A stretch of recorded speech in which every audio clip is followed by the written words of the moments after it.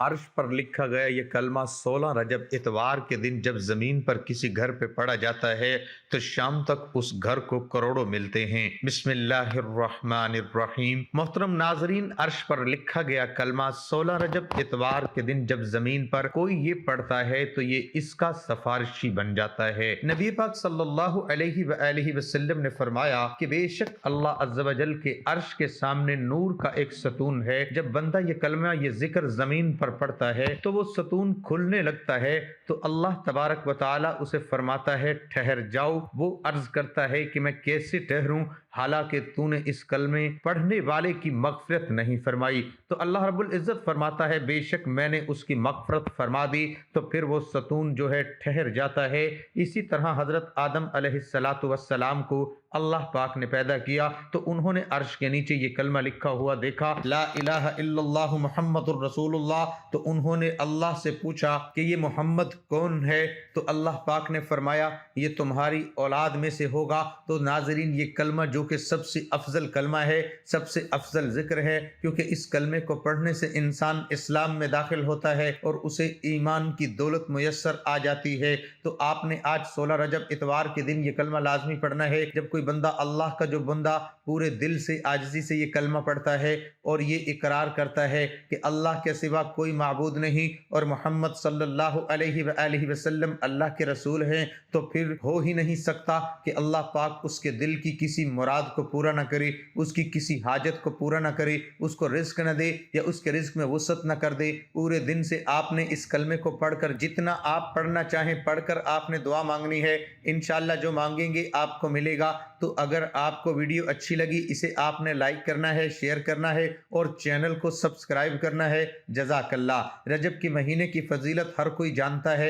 یہ ایک نیک اور بابرکت مہینہ ہے جس کا پورا سال انتظار کیا جاتا ہے۔ اس دن کی عظمت و فضیلت کے بارے میں جو لوگ جانتے ہیں وہ دنیا جہاں کے تمام کام چھوڑ کر 16 رجب اتوار کے دن رب کو راضی کرنے میں لگ جاتے ہیں۔ اللہ والو، آپ جو چاہو پڑھ سکتے ہیں، کسی چیز سے روک ٹوک نہیں، لیکن 16 رجب اتوار کے دن چلتے پھرتے اٹھتے بیٹھتے صرف 1 منٹ نکال کر یہ کلمہ اور سورت پڑھ لینا، اس کے کمالات اتنے زیادہ ہیں کہ آپ پورے سال کے رزق اور دولت سے مالا مال ہو جائیں گے، پورے سال کی کامیابیاں آپ کے قدموں میں آ جائیں گی۔ جس حاجت کے لیے آپ در در کی ٹھوکریں کھاتے ہیں وہ حاجت آپ کے قدموں میں آ جائے۔ آج اتوار والے دن میری بہنیں اور میرے بھائی اگر چاہتے ہیں کہ فوری طور پر ان کے حالات بدلیں، اگر چاہتے ہیں کہ ان کی زندگی میں پیسہ فوری طور پر آنا شروع ہو جائے، تو میرے بھائیوں میری بہنوں، اتوار کے دن ایک وظیفہ چلتے پھرتے پڑھ لینا۔ یہ وظیفہ اتنا آسان ہے کہ آپ کو اس وظیفے کے لیے گھنٹوں کے لیے نہیں بیٹھنا، منٹوں کے لیے بھی نہیں بیٹھنا، 30 سیکنڈ کا وقت نکال لینا ہے اور 30 سیکنڈ کے اندر اندر میرے بتائے ہوئے طریقے سے آپ کو یہ وظیفہ پڑھ لینا ہے۔ زندگی بھر جولیاں اٹھا کر دعائیں دو گے۔ آج آپ کو وہ مجرب وظیفہ، وہ مجرب تسبیح بتانے لگا ہوں۔ میرے بھائیوں میری بہنوں، آپ لوگ جلدی مایوس ہو جاتے ہو، بالکل مایوس مت ہونا۔ اللہ عز و جل کی رحمت اور اس کے فضل و احسان سے خود کو محروم سمجھنا مایوسی ہے۔ اللہ عز و جل قرآن پاک میں ارشاد فرماتا ہے، ترجمہ کنز الایمان، تم فرماؤ اے میرے وہ بندو جنہوں نے اپنی جانوں پر زیادتی کی، اللہ کی رحمت سے نہ امید نہ ہو، بے شک اللہ سب گناہ بخش دیتا ہے، بے شک وہی بخشنے والا مہربان ہے۔ ایک اور مقام پر ارشاد ہوتا ہے، اپنے رب کی رحمت سے کون نا امید ہو مگر وہی جو گمراہ ہوئے۔ ایک اور مقام پر ارشاد ہوتا ہے، اللہ کی رحمت سے نا امید نہ ہو، بے شک اللہ کی رحمت سے نا امید نہیں ہوتے مگر کافر لوگ۔ جو سید المبلغین رحمت للعالمین صلی اللہ تعالی علیہ وآلہ وسلم سے سوال کیا گیا کبیرہ گناہ کون سے ہیں، تو آپ صلی اللہ تعالی علیہ وسلم نے ارشاد فرمایا، اللہ عز و جل کے ساتھ کسی کو شریک کرنا، اس کی رحمت سے مایوس ہونا اور اس کی خفیہ تدبیر سے بے خوف رہنا، اور یہی سب سے بڑا گناہ ہے۔ اللہ عز و جل کی رحمت سے مایوس ہو کر گناہوں میں مشغول ہو جانا ناجائز و حرام اور کبیرہ گناہ ہے۔ رحمت الہی سے مایوس بعض صورتوں میں کفر بھی ہے، بعض اوقات مختلف آفات و دنیاوی معاملات یا بیماری کے معالجات و اخراجات وغیرہ کے سلسلے میں آدمی ہمت ہار کر مایوس ہو جاتا ہے۔ اسی طرح کی مایوسی کفر نہیں، رحمت سے مایوس کے کفر ہونے کی صورتیں یہ ہیں، اللہ عز و جل کو قادر نہ سمجھے، یا اللہ تعالیٰ کو عالم نہ سمجھے، یا اللہ تعالیٰ کو بخیل سمجھے۔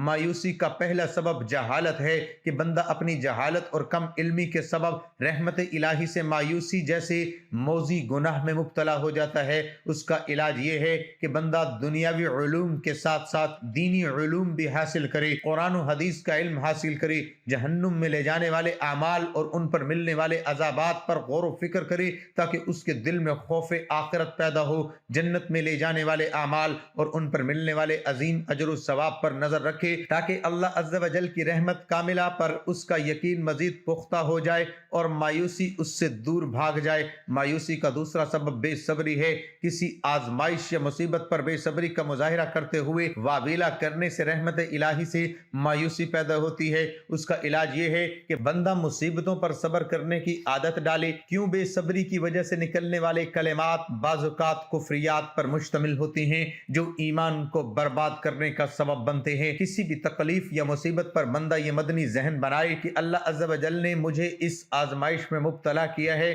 تو میں اس پر بے صبری کا مظاہرہ کر کے اجر و ثواب کیوں ضائع کر دوں، بلکہ میں اس کی رحمت کاملہ پر نظر رکھوں اور اس مصیبت یا پریشانی سے نجات کے لیے اس کی بارگاہ میں التجا کروں۔ مایوسی کا تیسرا سبب دوسروں کی پر آسائش زندگی پر نظر رکھنا ہے۔ جب بندہ کسی کو پر آسائش زندگی پر غور کرتا ہے تو اسے اپنی زندگی پر سخت تشویش ہوتی ہے، یوں بندہ رحمت الہی سے مایوس ہو جاتا ہے۔ اس کا علاج یہ ہے کہ بندہ دوسروں پر نظر رکھنے کی بجائے اپنی زندگی پر غور و فکر کرے، رب عز و جل کا شکر ادا کرتے ہوئے قناعت اختیار کرے، یہ مدنی ذہن بنائے کہ جس رب عز و جل نے اسے پر آسمائش زندگی عطا فرمائی ہے یقیناً وہ مجھے ویسی ہی زندگی عطا کرنے پر قادر ہے، لیکن یہ اس کی مشیت ہے اور میں اس کی مشیت پر راضی ہوں۔ نیز بندہ اس بات پر بھی غور کرے کہ جو شخص دنیا میں جتنی بھی پر آسائش زندگی بسر کرے گا ہو سکتا ہے کل بروز قیامت اسے اتنا ہی سخت حساب و کتاب دینا پڑے، لہذا پر آسائش زندگی کی خواہش کرنے کی بجائے سادہ طرز زندگی اپنانے ہی میں عافیت ہے۔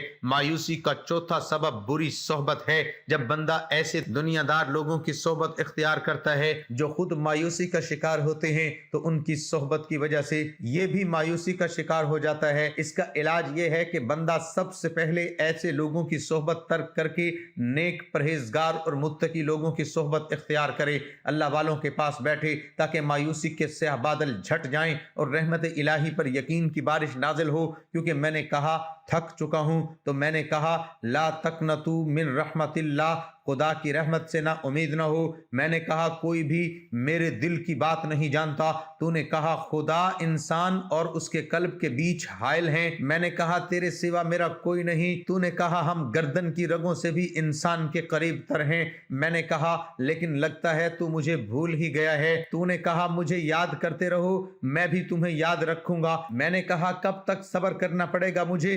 تو نے کہا تم کیا جانو، شاید وعدے کا وقت قریب ہی ہو۔ میں نے کہا تو بہت بڑا ہے اور تیری قربت مجھ نہایت چھوٹے کے لیے بہت ہی دور ہے، میں اس وقت تک کیا کروں؟ تو نے کہا تم وہی کرو جو میں کہتا ہوں اور صبر کرو تاکہ خدا خود ہی حکم جاری کر دے۔ میں نے کہا تو بہت ہی پرسکون ہے، تو خدا ہے اور تیرا صبر و تحمل بھی خدائی ہے، جبکہ تیرا بندہ ہوں اور میرے صبر کا ظرف بہت ہی چھوٹا ہے۔ تو ایک اشارہ کر دے کام تمام ہے۔ تو نے کہا شاید تم کسی چیز کو پسند کرو اور تمہاری مصلحت اس میں نہ ہو۔ میں نے کہا میں تیرا کمزور اور ذلیل بندہ ہوں، تو کیوں نہ کر مجھے اس حال میں چھوڑ سکتا ہے؟ تو نے کہا خدا انسانوں پر بہت ہی مہربان اور رحم کرنے والا ہے۔ میں نے کہا گھٹن کا شکار ہوں۔ تو نے کہا قل بفضل اللہ وبرحمتہ فبذلک فلیفرحوا، لوگ کن چیزوں پر دل خوش رکھتے ہیں ان سے کہہ دو کہ خدا کے فضل و رحمت پر خوش رہا کریں۔ میں نے کہا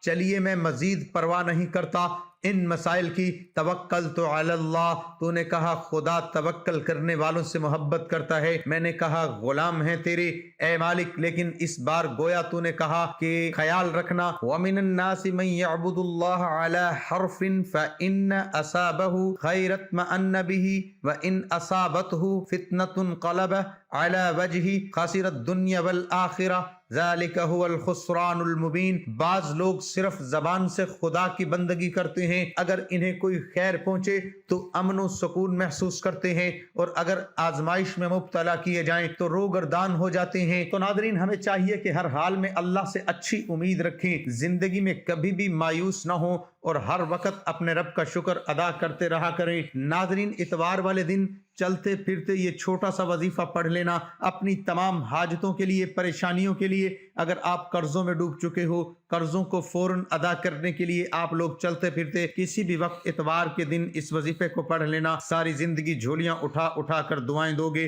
کہو گے واقعی میں نے آپ کو کوئی مجرب وظیفہ بتایا تھا، صرف ایک اتوار کو پڑھ لو۔ ساری زندگی اگر آپ کو پریشانیوں میں، تنگ دستیوں میں ہو، غربت میں ہو، فاقوں میں ہو، مفلسی میں ہو، گھر میں آپ کے جھگڑے ہیں، لڑائیاں ہیں، زندگی آپ کی گزر گئی، لیکن آپ نے دو پیسوں کا منہ کبھی ایک ساتھ نہیں دیکھا، کچھ پیسے آپ کے پاس معمولی سے آتے ہیں تو وہ آدھے مہینے میں ختم ہو جاتے ہیں، گھر میں برکت نہیں ہے، گھر میں پریشانیاں ہیں، جھگڑے ہیں، پیسوں کی تنگی کی وجہ سے سب مسائل کی جڑ وہ پیسہ ہے۔ سارے مسائل جو آپ کے گھر میں، آپ کی زندگی میں ہیں، وہ پیسوں کے نہ ہونے کی وجہ سے ہیں۔ کیونکہ میرے بھائیوں، میری بہنوں، اگر ہماری زندگی میں پیسہ نہ ہو، رزق نہ ہو، دولت نہ ہو تو ہماری زندگی، معاف کیجئے گا، آج کل کے دور میں پیسے کے بنا کچھ بھی نہیں ہے۔ جہاں ہم جائیں گے ہمیں صرف اور صرف پیسہ چاہیے۔ تو آج کا وظیفہ جو میں آپ کو بتانے لگا ہوں، اس عمل کو آپ کو اتوار کے دن پڑھنا ہے، چاہے آپ کسی بھی ملک میں ہوں، دنیا کے کسی کونے میں آپ بیٹھ کر یہ ویڈیو دیکھ رہے ہو، ویڈیو ایک مرتبہ مکمل دیکھنا، کیونکہ ویڈیو آپ مکمل دیکھو گے نہیں، سمجھو گے نہیں تو وظیفہ پڑھو گے کیسے؟ جب آ چکے ہو، ویڈیو دیکھنے لگے ہو تو وظیفے کو سمجھو اور پھر کرو، تو پھر فائدہ نہ ہو تو پھر کہنا۔ کیونکہ میرے بھائیوں، میری بہنوں، آپ لوگ اللہ پاک کے نام پڑھو، قرآنی آیات پڑھو، تو ایسا تو ہو ہی نہیں سکتا کہ آپ کو فائدہ نہ ہو۔ بظاہر دیکھو، میں نے کئی لوگوں کو، سمجھ لیں میں نے ہزاروں لوگوں کو وظائف بتائے ہوں گے، اور میرے پاس کئی لوگوں کے وظائف پڑھتے ہی ایسے پیغام آتے ہیں کہ خوشخبریاں آ جاتی ہیں، ہمارا فلاں کام بن گیا، ہماری فلاں حاجت پوری ہو گئی، ہماری مرادیں پوری ہو گئیں، ہمارا قرضہ تھا وہ اتر گیا، ہمیں ذاتی مکان مل گیا۔ کئی لوگوں کو فوری طور پر اثر کر جاتا ہے، اور کچھ لوگوں کی ایسی بندشیں ہوتی ہیں، ایسے ان کے مسائل، آزمائشیں ہوتی ہیں کہ ان کو کئی مرتبہ وظائف پڑھنے پڑتے ہیں، تب جا کے وظیفہ اثر کرتا ہے۔ یہ میں نے خود دیکھا ہے کہ کچھ لوگوں کو ایک وظیفہ پڑھا فوراً اثر ہو گیا، اور کچھ لوگوں کو کچھ مرتبہ پڑھنا پڑتا ہے۔ لیکن آپ لوگ مایوس مت ہوں، اللہ پاک کی ذات پہ یقین کرتے ہوئے آپ کو آج کا وظیفہ پڑھنا ہے۔ اور آج کا وظیفہ ایسا وظیفہ ہے اتوار کے دن کا، میرے بھائیوں، میری بہنوں، کہ یہ وظیفہ پڑھنے والا میں نے جس کسی کو بتایا، اس میں 90% لوگوں کو فائدہ ہوا۔ 16 رجب اتوار کے مبارک دن کا آج کا آپ کو وہ خاص وظیفہ یہ سمجھ لیں، آج اپنے سینے کا راز اپنے دکھی بہن بھائیوں کو بتانے لگا ہوں۔ اگر آپ کی غریبی امیری میں نہ بدل جائے تو پھر مجھے کہنا، آپ کی حاجتیں فوری طور پر پوری نہ ہو جائیں تو پھر مجھے کہنا، انشاءاللہ اللہ پاک نے چاہا جو مراد ہوگی، جو حاجت ہوگی، جو پریشانی ہوگی، فوری طور پہ وہ پوری ہو جائے گی انشاءاللہ۔ اور بڑی سے بڑی آپ کی مشکلات ہوں گی، قرضوں میں ڈوب چکے ہو، بیماریاں ہیں، گھر میں جھگڑے ہیں، انشاءاللہ جو بھی پریشانی ہے وہ بھی ختم ہو جائے گی۔ ناظرین، اللہ پاک کے حکم سے آپ اب اس وظیفے کو اتوار کے دن آپ کو پڑھنا ہے۔ میں پہلے بتا چکا ہوں، آپ نے دیکھ لیا کہ اتوار کے دن کا یہ وظیفہ ہے۔ آپ لوگ چاہیں پوری دنیا کے جس کونے میں موجود ہوں، کسی بھی ملک میں ہوں، تو آپ لوگ چاہو تو کسی وقت کی نماز کے بعد یہ وظیفہ پڑھ سکتے ہو۔ نماز کے بعد اگر بھول جاؤ، نہ پڑھ سکو، تو اتوار والے دن چلتے پھرتے گھر میں ہوں تو پڑھ لو، دکان میں ہوں تو پڑھ لو، آفس میں ہوں تو پڑھ لو، نوکری پر ہوں، سکول میں ہو، یونیورسٹی میں ہو،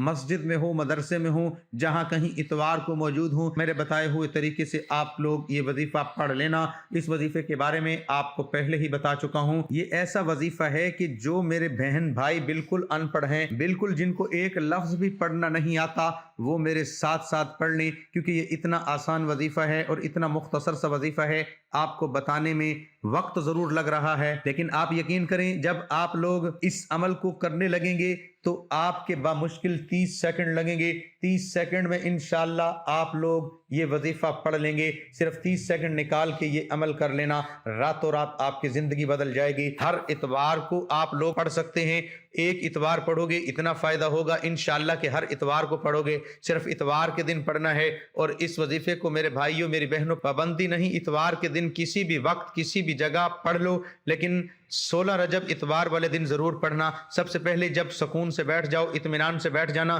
30 سیکنڈ کا وظیفہ ہے، بھلے 1 منٹ لگ جائے، آپ 1 منٹ سمجھ لو، سکون سے بیٹھ جاؤ، جلد بازی نہیں کرنی، آپ کو ایک دم سے کام کرتے ہوئے جلد بازی میں آپ کو یہ وظیفہ نہیں پڑھنا۔ جب وظیفہ ہی اتنا چھوٹا سا آسان سا ہے تو 30 سیکنڈ تو کوئی معمولی سی بات ہے، ہر بندہ نکال سکتا ہے۔ ایک طرف بیٹھ جائیں، بے شک کام کر رہے ہوں، ایک طرف ہو جائیں اور ایک مرتبہ آپ لوگ اعوذ باللہ من الشیطان الرجیم پڑھیں۔ پورا عمل آپ لوگوں کو ایک ساتھ کرنا ہے، ایک مرتبہ آپ کو اعوذ باللہ من الشیطان الرجیم پڑھنا ہے، اس کے بعد فوراً اسی وقت بسم اللہ الرحمن الرحیم پڑھ لیں، اور اس کے بعد آپ لوگ صرف ایک مرتبہ درود پاک پڑھیے گا، صرف ایک مرتبہ کوئی سا بھی درود پاک پڑھ لیں، درود ابراہیمی پڑھ لیں جو ہم نماز میں پڑھتے ہیں، صلی اللہ علیہ وآلہ وسلم پڑھ لیں، یا صلی اللہ علی محمد پڑھ لیں، یا جو درود پاک آپ کو پڑھنا ہو ایک مرتبہ درود پاک پڑھ کے یہ وظیفہ شروع کر دیں۔ ایک مرتبہ میرے ساتھ بھی پڑھ لیں تاکہ ثواب ہو۔ اللہم صلی علی محمد وعلی آل محمد کما صلیت علی ابراہیم وعلی آل ابراہیم انک حمید مجید، اللہم بارک علی محمد وعلی آل محمد کما بارکت علی ابراہیم وعلی آل ابراہیم انک حمید مجید۔ درود پاک پڑھنے کے فوراً بعد آپ لوگوں کو ایک مرتبہ سورۃ کوثر انا اعطیناک الکوثر فصل لربک وانحر ان شانئک هو الابتر، ایک مرتبہ آپ کو درود پاک پڑھنے کے بعد سورۃ کوثر پڑھنی ہے۔ سب سے پہلے آپ نے ایک مرتبہ اعوذ باللہ من الشیطان الرجیم اور ایک مرتبہ بسم اللہ الرحمن الرحیم پڑھ لیا، اس کے بعد آپ کو ایک مرتبہ درود پاک پڑھنا ہے اور ایک مرتبہ آپ کو سورۃ کوثر پڑھنی ہے۔ اب آپ کو کون سا وظیفہ پڑھنا ہے یہ سمجھ لیں۔ اب آپ کو 2 وظائف پڑھنے ہیں، تسبیح اگر آپ کے پاس موجود ہو تو تسبیح کے دانوں پہ پڑھ لیں، نہیں تو ہاتھوں کی انگلیوں پہ پڑھ لیں۔ یہ وظائف ہیں یا اللہ یا حفیظ یا اللہ یا حفیظ یا اللہ یا حفیظ، ان دونوں وظائف کو آپ لوگ ملا کر پڑھیں گے تو ایک شمار ہوگا۔ اسی طرح یہ وظیفہ آپ کو صرف 3 مرتبہ پڑھ لینا ہے۔ جب 3 مرتبہ آپ لوگ اس وظیفے کو پڑھ لو تو اس کے بعد دوسرا اور آخری وظیفہ کون سا پڑھنا ہے؟ آپ کو یہ وظیفہ پڑھنا ہے لا الہ الا اللہ محمد الرسول اللہ، لا الہ الا اللہ محمد الرسول اللہ، لا الہ الا اللہ محمد الرسول اللہ۔ آپ کو 7 مرتبہ یہ وظیفہ پڑھنا ہے۔ 7 مرتبہ جب اس وظیفے کو پڑھ لو اس کے بعد آپ کو کرنا کیا ہے؟ فوراً آپ کو ایک مرتبہ درود پاک پڑھنا ہے، جو درود پاک آپ نے وظیفہ شروع کرتے وقت پڑھا تھا، اور درود پاک جب پڑھ لیں تو اس کے بعد اپنے دونوں ہاتھوں پہ دم کر کے اپنے چہرے پر اپنے سینے پر پھیر لیں۔ میرے پیارے بھائیوں میری بہنوں، دونوں ہاتھوں پہ دم کر کے اپنے چہرے پر اپنے سینے پہ پھیر لیں۔ میرے پیارے بھائیوں میری بہنوں، دونوں یہ عمل کر لیں اور آخر میں اللہ پاک سے اپنی حاجتوں کے لیے، اپنی پریشانیوں کے لیے دعا مانگ لیں۔ میں اللہ پاک سے دعا مانگتا ہوں، آپ نے آمین کہتے جانا ہے۔ میرے مولا ہم سب کی پریشانیوں کو دور کر دے، میرے مولا ہماری حاجتوں کو پورا کر دے، میرے مولا ہمیں غیب سے رزق اور دولت عطا کر دے، میرے پیارے اللہ پاک ہمارے تمام گناہوں کو معاف کر دے، میرے مولا ہمیں 5 وقتہ نمازی بنا دے، میرے مولا ہماری غریبی کو امیری میں بدل دے، میرے مولا ہمیں قرضوں سے نجات عطا فرما دے، میرے مولا ہمیں نیک اور صالح اولاد عطا فرما دے، میرے مولا جو بے اولاد ہیں ان کو اولاد نرینہ عطا فرما دے، میرے مولا ہماری خطاؤں کو معاف کر دے، میرے مولا جہاں جہاں مسلمانوں پر ظلم و ستم ہو رہا ہے وہاں پر اپنی غیبی مدد فرما دے۔ میرے بھائیوں میری بہنوں، آپ لوگ آمین ضرور کہہ دیجئے گا، کیا پتہ کسی ایک بھائی بہن کے آمین سے کسی کی زندگی بدل جائے۔ اللہ کے رسول صلی اللہ علیہ وآلہ وسلم نے فرمایا، اسلام کی بنیاد 5 چیزوں پر ہے: اللہ کے علاوہ کسی اور ذات کے معبود نہ ہونے، اور محمد صلی اللہ علیہ وآلہ وسلم کے اللہ کے رسول ہونے کی گواہی دینا، نماز پڑھنا، زکوٰۃ دینا، حج کرنا اور رمضان کے روزے رکھنا۔ اس حدیث کو امام بخاری نے روایت کیا ہے۔ آپ صلی اللہ علیہ وآلہ وسلم نے فرمایا، سب سے بہتر بات جو میں نے اور مجھ سے پہلے والے نبیوں نے کہی ہے وہ یہ ہے کہ ایک اللہ کے سوا کوئی اور معبود برحق نہیں ہے اور نہ اللہ کا کوئی اور شریک ہے، اسی کی بادشاہت ہے، ساری بڑھائی اسی کے لیے ہے اور وہ ہر چیز پر قدرت رکھتا ہے۔ اس حدیث کو امام ترمذی نے روایت کیا ہے۔ لا الہ الا اللہ کے اساس پر اللہ تعالیٰ نے جنت کو مزین و آراستہ کیا ہے،